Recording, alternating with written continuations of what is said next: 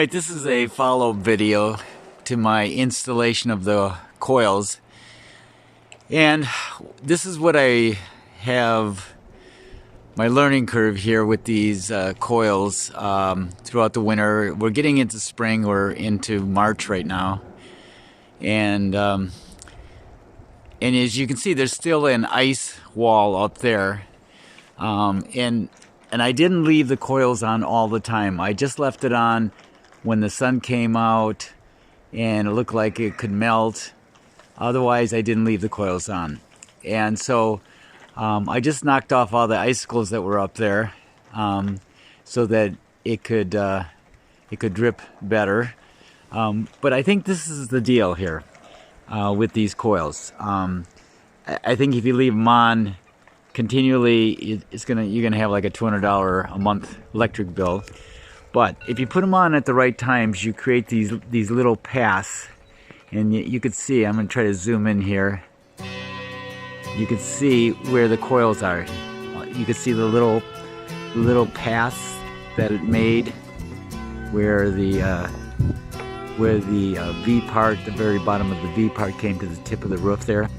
And I think that's the key. You're not gonna get rid of this whole ice wall, but you're gonna maintain a path all the time, so when it does melt, it's going to drip, you know, like it's doing right now. It's dripping. So I think that's the bottom line with these. It's definitely worth putting these coils on, but not for the point of keeping them on all the time and keeping your roof clear. Now, you know, I have a very steep roof in the front, which I'll show in a second, and but this is a very flat roof, like a 15-degree pitch. So ice accumulates quite a bit there. So anyway, I wanted to show this, make this little video here so that you could learn by my experience. And as you can see, I put my wires. I have a little light out there and a switch, so that when the switch is on from the inside, the light is on, and I know the coils are on. Kind of gives me a reminder if they're on or off. Alright, so I hope that helps you. Okay, and here's the front of the roof.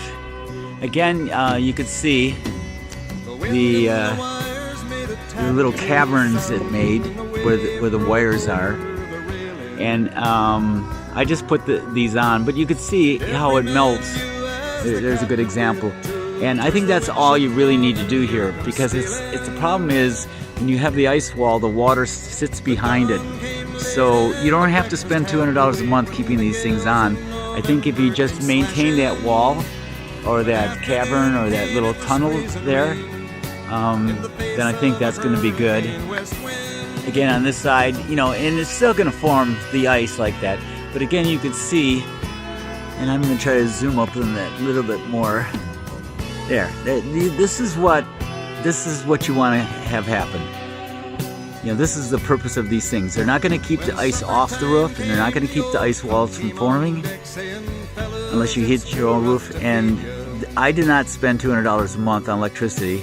I put them on at kind of unique times, and you can see there's my little deal there.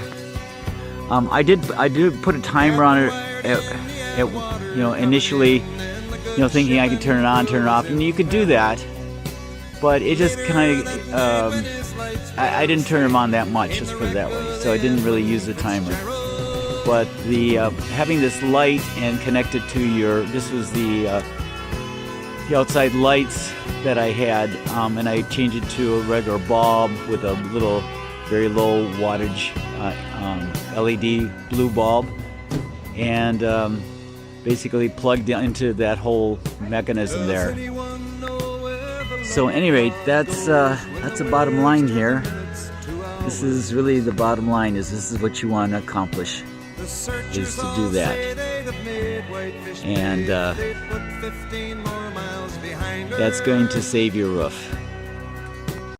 They might have split up or they might have capsized. They may have broke deep and took water. And all that remains is the faces and the names of the wives and the sons and the daughters.